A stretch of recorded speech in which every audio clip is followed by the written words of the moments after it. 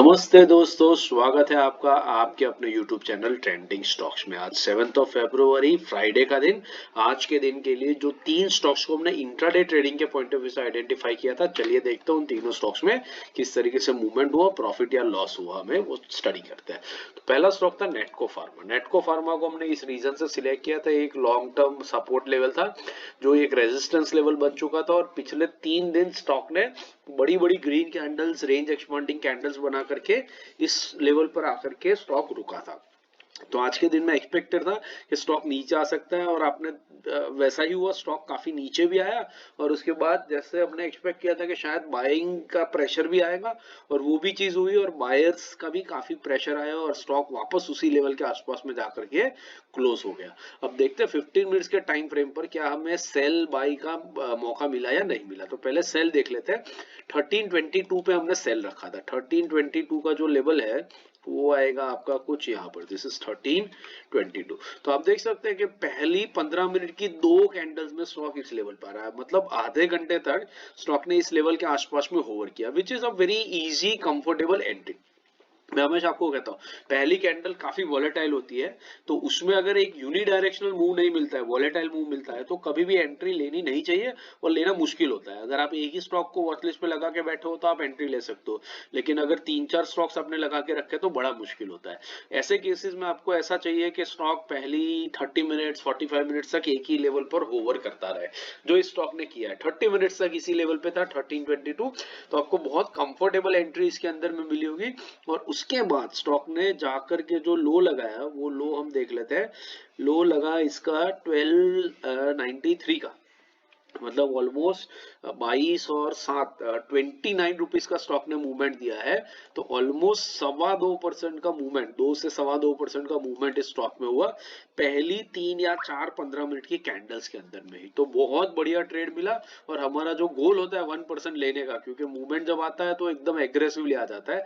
आप ये वाली कैंडल में देख सकते हैं, यहाँ पर ये जो है 10-15 की कैंडल, 10-15 की कैंडल जिस तरीके से एग्रेसिवली नीचे गिरी है, ऐसी एक मूवमेंट आती है जो आपको 1% का टारगेट बहुत इजीली क्विकली अटेन करके दे देती है। और यही नेटको फार्मा में हुआ होगा और अच्छा खासा पैसा भी आपका बना होगा। अगर ये ट्रेड लिया, पैसा बना, तो कमेंट बॉक्स में जरूर से मेंशन करके हमें और हमारे व्यूअर्स को भी बताइएगा।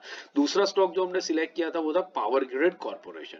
अब पावर ग्रिड हमने क्यों सिलेक्ट किया था देख लेते हैं। ये थोड़ी सी कोई दिक्कत हो रही है, यहाँ पर पावर ग्रिड का चार्ट मुझे नहीं मिल रहा है। तो पावर ग्रिड हमने इस रीजन से सिलेक्ट किया था कि पिछले 2-3 हफ्तों से ये स्टॉक इसी लेवल के ऊपर सपोर्ट ले रहा था। तो आज के दिन में आपको दिख रहा है कि बहुत बढ़िया गिरावट हुई है यहाँ से नीचे की तरफ, पर लेकिन एक गैप डाउन के साथ में हुई, इसलिए आपको ये ग्रीन कैंडल दिख रही है। देखिए ग्रीन कैंडल का मतलब क्या, ओपनिंग नीचे हुई और क्लोजिंग ऊपर हुआ। तो ओपनिंग इसकी कहाँ पर हुई, ओपनिंग हुई इसकी यहाँ पर कहीं पर, इसलिए ये एक बड़े गैप के साथ में ओपनिंग हुई है, गैप डाउन के साथ में ओपनिंग हुई है, इसलिए ग्रीन कैंडल दिख रही है, लेकिन स्टॉक नेगेटिव में है। ये चीज आपको धीरे धीरे समझ में आएगी मार्केट्स में, बट एनीवे तो देखते हैं कि यहाँ पर क्या हुआ। देखिए इतना बड़ा गैप है, ये 281 के आसपास में था, 280, हाँ 82 के आसपास स्टॉक क्लोज हुआ था और ये स्टॉक खुला ही सीधा 272, 10 रुपए नीचे, 5% की गैप डाउन के साथ में नीचे खुला है। तो हमने जैसा 5% का टारगेट रखा था, आप देख सकते हैं, आई मीन लाइक यहाँ पर देखिए हमने पावर ग्रिड में जैसा टारगेट रखा था ना कि 1% हमें बहुत तेजी से मूव मिलेगा, वो मूव मिला, लेकिन वो मूव पूरा का पूरा गैप में ही कवर हो गया, इसलिए हम इस ट्रेड को कहीं पर भी ले नहीं पाए। उसके बाद स्टॉक ने हाई जो लगाया वो 282 का लगाया, जो हमारी बाइंग रेंज पर था, तो वहां तो आने का सवाल नहीं है, और 280 के नीचे खुला और फिर 280 को टच किया। तो ऐसे केस में हम कभी भी ट्रेड नहीं लेते हैं, ठीक है, क्योंकि वो नीचे से आ रहा है और आपके सेल लेवल को टच कर रहा है। तो नीचे से आने वाला स्टॉक अगर सेल लेवल को टच करता है तो वहां पर सेल नहीं किया जाता है, क्योंकि वहां आप देख सकते हैं डायरेक्शन हमेशा ऊपर की तरफ होती है। तो ये ट्रेड, ये गलती कभी भी नहीं हो सकती। तो पावर ग्रिड हमारे लिए नो ट्रेड जोन रहा। तीसरा और आखिरी स्टॉक जो हमने सिलेक्ट किया था वो था रेलटेल।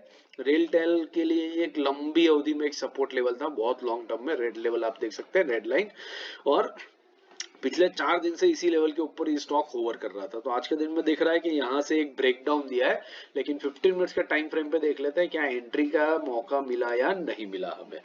तो रेल टेल में हमने सेल रखा था 357 के नीचे। 357 का जो लेवल है वो आता है कुछ यहाँ पर, तो आप देख सकते हैं पहली 15 मिनट की कैंडल में तो 357 का लेवल आपको मिलेगा नहीं, क्योंकि इतना क्विकली तो आप इसमें ट्रेड ले ही नहीं पाएंगे। हाँ, उसके बाद जब ये स्टॉक यहाँ पर टच करता है 1150 और उसके बाद जब ये दूसरी रेड कैंडल बनाता है, तब आप इस स्टॉक को शॉर्ट कर सकते हैं। तो ये स्टॉक आप यहाँ पर 357 पर नहीं करेंगे, लेकिन ये रेड कैंडल जहां बनी है उसके मिडल में कहीं पर आप ले पाएंगे, क्योंकि तब तक ये कंफर्म हो जाता है कि अब ये स्टॉक नीचे की तरफ जाने की शुरुआत कर रहा है। बेस्ट कंफर्मेशन आपको इस लेवल पे मिलेगा यहाँ पर, जब ये कैंडल इस ग्रीन कैंडल के नीचे ही आपको क्लोजिंग दे देता है। तो अगर एक कंफर्म्ड एंट्री आपने ली होती तो वहां से स्टॉक ने जो लो लगाया वो 349.50 तक का लगाया।